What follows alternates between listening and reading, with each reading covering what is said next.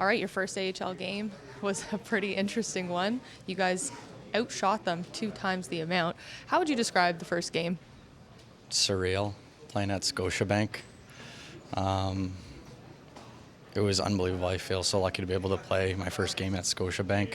Would have loved to get the win. We were right there. Blender almost had it, and Shazi almost had it at the end, but I'll remember this one for a while, definitely. Can you take us through how you found out that you were playing today and what kind of happened there? I found out yesterday. We were out for a little 30-minute wheel, and this coach came up to me, Dicker, and said, "You're going tomorrow. We only got 5D." And I said, "Perfect." I've been here for a little bit, practicing and, doing stuff like that and working out and getting adjusted to, the teammates and stuff like that. And to be able to play this game is unbelievable. Like, I was so happy, nervous as well, but that's only because I care. So, like I said, I'll remember this one forever. What was the journey like for you to get to this point? Obviously, your days in NCAA and then with the Growlers, but how would you describe the journey? Up and down, very up and down. Some really high highs and some really low lows. Like, from 16 to now, I've learned so much about myself and how to deal with different situations. And to be honest with you, I'm just really happy to be able to play today just because of everything that I've went through. It's been super, super difficult on me physically and especially mentally. And this game, like I said, I keep saying I'll never forget, just because of the journey that has led me up to it has been so up and down. And, the dark days are definitely a lot brighter now that I was able to play today. I actually had a chat with your coach from University of Nebraska, and he kind of mentioned that the maturity level of you from his time seeing you really just took a turn in that last year you played there. How would you describe your maturity level when it comes to the game nowadays? I think for me, my first 2 years at North Dakota were, I guess, eye-opening to learn a bit. I was picked high, didn't play a lot, and then ended up transferring to Omaha. And at first, I was given opportunity, but I just had no confidence. Like, hockey's filled with confidence. You need confidence to be able to play well and be able to make plays. And I just had none my first year. And then my next year, I dealt with a bad injury, so I missed the first 12 weeks. And when I came back the second half of my senior year, there was just one game where I tried to do too much. And I had a call with my psychologist after, and he goes, "Just be simple. The 5-foot pass is better than the 50-foot pass."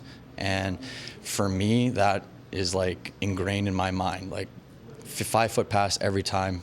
Don't even look any further than that, because the more good plays you make, that leaves you a door open for a great play every once in a while. And I've always said that the game is 80 to 90% mental and 10% to 20% physical. And for me, I've really, really figured out the mental side of it, which really kind of translates to the maturity that you talked about, and just being older as well really helps with that. Yeah, you have connections here from the Growlers. Did they give you any advice before you came up?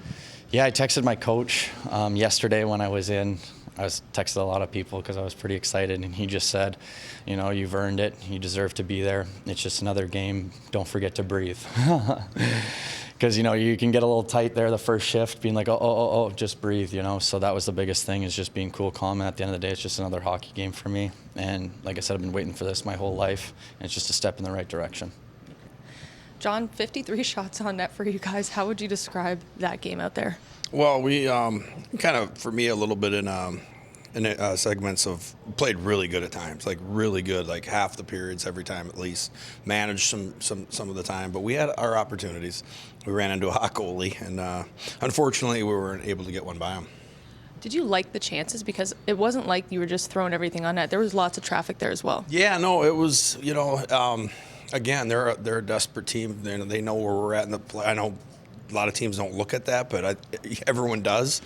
And at the end of the day, he's a high-end goaltender, a really high-end prospect for Buffalo Sabres. So he was tough to beat, and so was our goalie. Our goalie, to his credit, made some really big saves as well. Gave us a chance to win.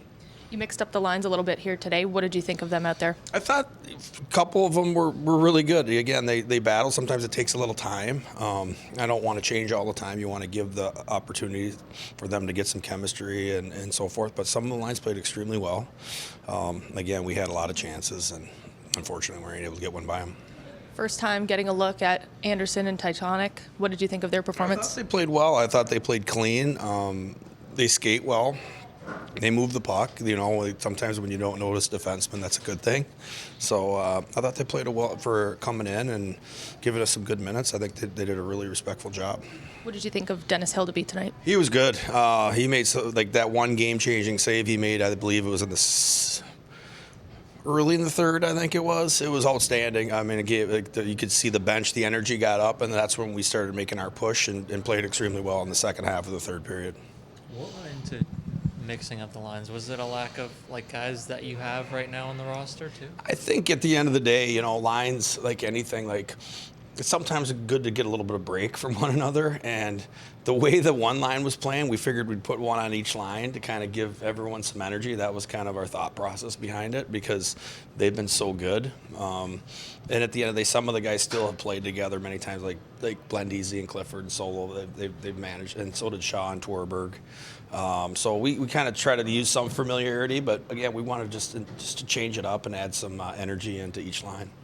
We know that OT's always got a lot of random things going on in it that don't always happen. But did they execute the way you'd want them to on a 3-on-3? Yeah, it was probably one of our better three because our record is not very good. I mean, I think it's 2-8 now, 3-on-3, and that's given up a lot of points.